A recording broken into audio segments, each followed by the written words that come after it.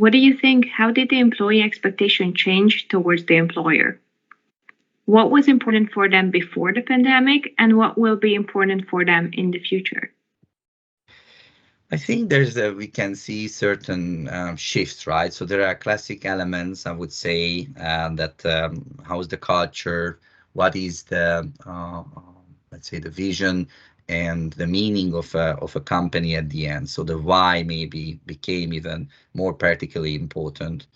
On the top, job security, I think this is something what we could see, that this is particularly important when you are attracting and retaining employees. This is something I think to have a prosperous opportunity at a company, and also on an individual level. That's absolutely a requirement.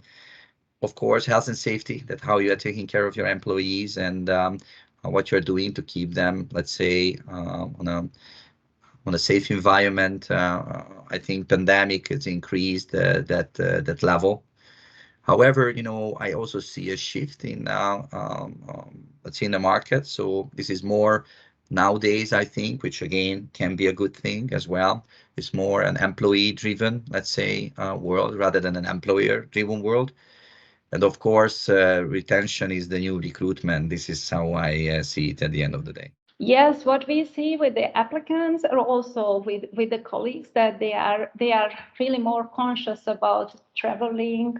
Yes, they are more conscious about home office, and this became kind of an expectation that we have a bigger flexibility on that, and that's all okay. As long as we have a mixture of home and office presence.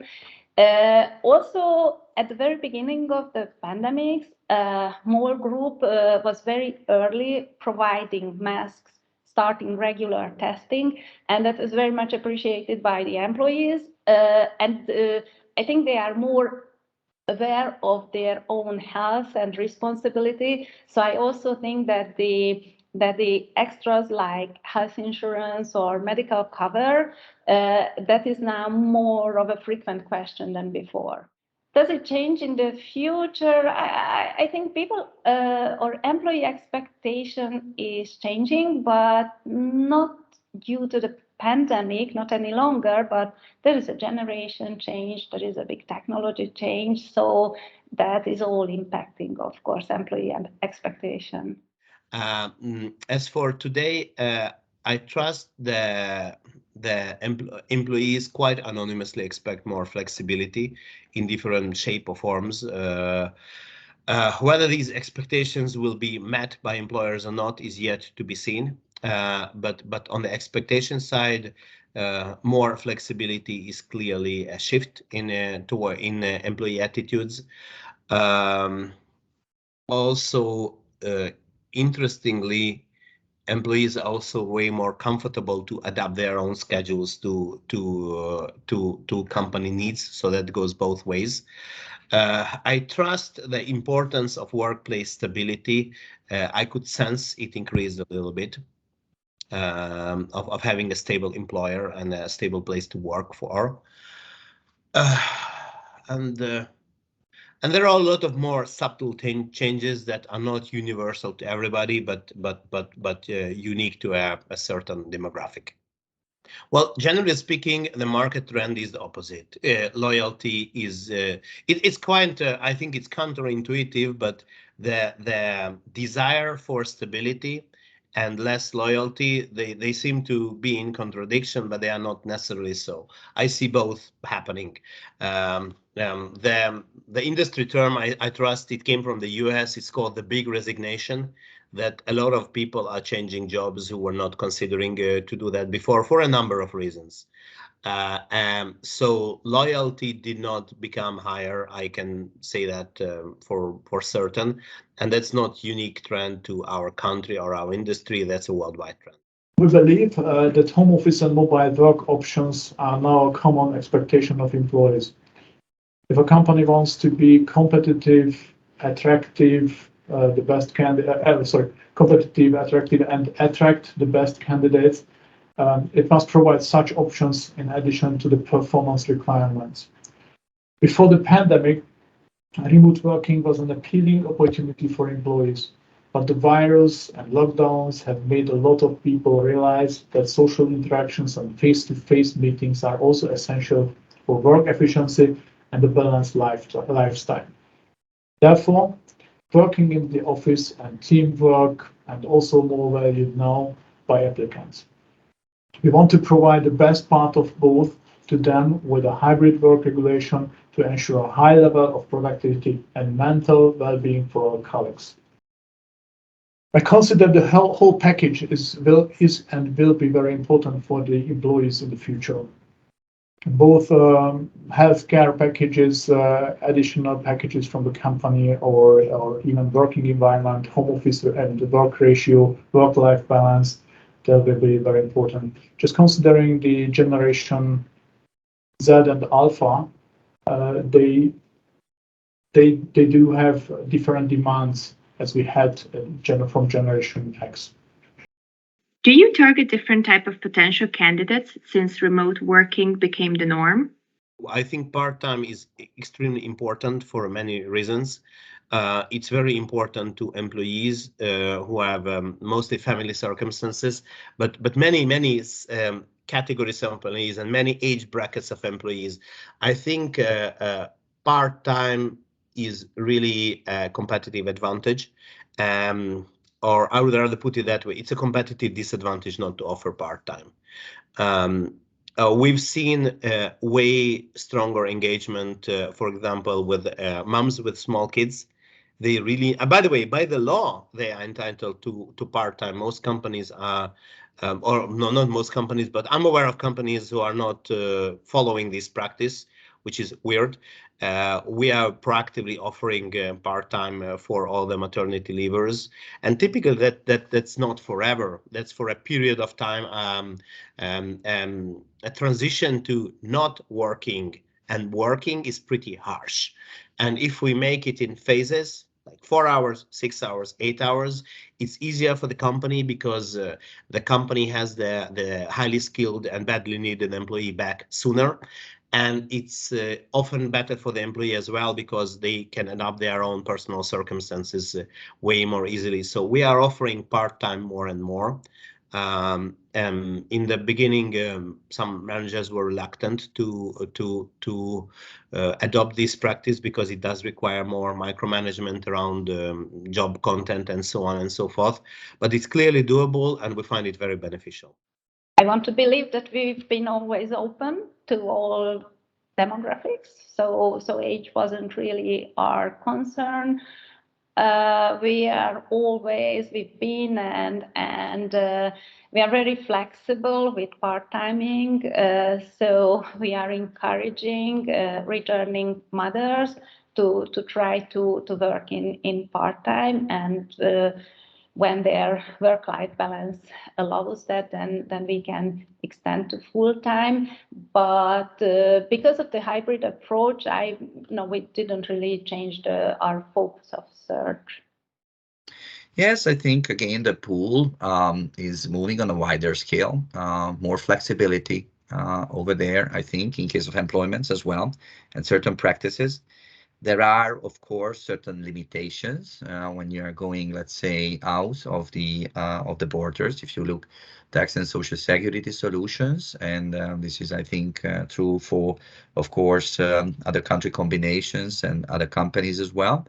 But I also see this as a great potential for the future, how this can be further grow with the support of governmental bodies as well, but definitely within the country. And there's a big potential there. And even when you are kind of looking for out of the borders with relocations and such, this is something as well, which is again opening up the gates. Well, at the moment, right, how we kind of positioning it that we are flexible and looking forward as well for these flexible solutions. And yes, we have a couple of colleagues working from the countryside. What I usually say, so there must be, of course, kind of an elements where there is I don't know, a bigger workshop or just a meet and greet. I think it's always good to have this opportunity, which is sometimes optional, sometimes as an addition. But having said that, we lived with this opportunity as well, and so far so good.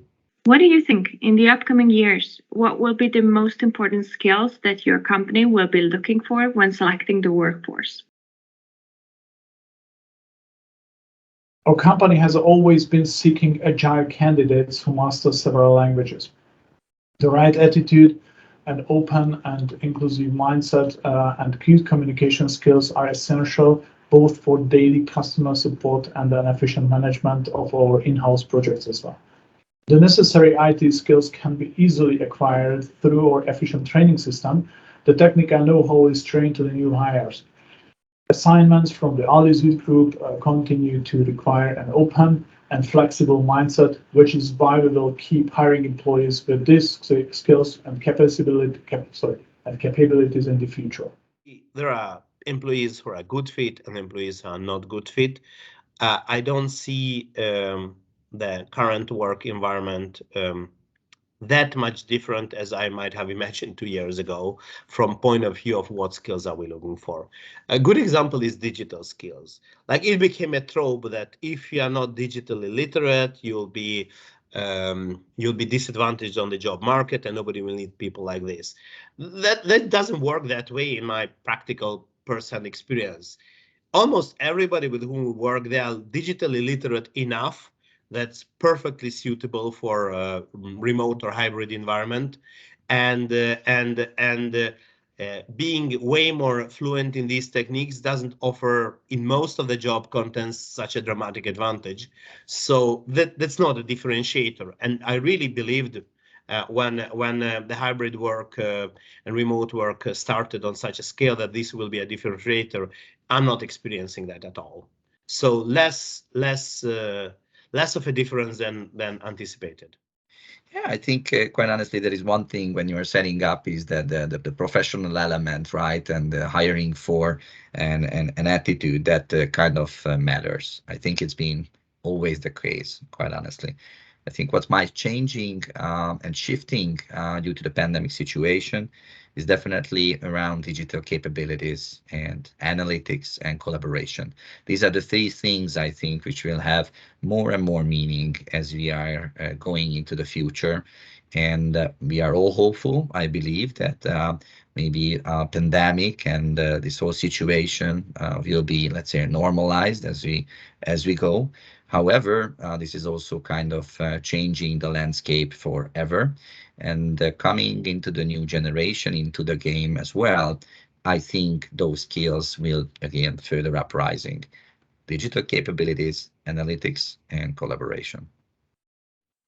I believe we are in a good position, although, as a shift takes time. However, I got a good example, when I'm also personally doing onboarding, right, with a meeting with all of our newly joined colleagues. And at the moment, of course, it's again virtually. And if I remember, I don't know which wave we've been in, I was saying to the guys, I know this is not maybe the best solution when you're virtually joining, you're changing your laptop from one employer to another, but you're still sitting in your living room, right? And hopefully you're going to be able to meet soon. And one of the guys said, Chavo, what, I'm absolutely appreciate it. I'm also looking forward for it, but I've been working like this for the last 1.5 year. So I absolutely used to it, and which is not a problem. So people are kind of used to these virtual solutions. All of the, let's say, softwares and solutions being introduced, they are getting familiar with it. So the shift is absolutely happening in case of skill set and mindset as well. We see year by year that automation is really spreading, and certain jobs are decreasing. But what is not decreasing is the demand for those colleagues who can approach a new problem. I mean, more group is expanding in its business profile, and we need colleagues who can support this expansion of business activity. Also, the digitalization provides new opportunities but we need people who are able to analyze these opportunities, who are able to grab these opportunities and live with them. Communication skill is very important, because nobody is a lonely star and single performer. For problem solving, you need to be able to communicate, understand, and make yourself understood. So if I have to select one, that's the problem solving skill. I mean, university graduates, the skills or the knowledge they come with, even from classroom, this is not something that you can immediately apply to real work. You need to learn how to listen. You need to learn how to ask. You need to be able to differentiate relevant, irrelevant information. So on-the-job training is very important.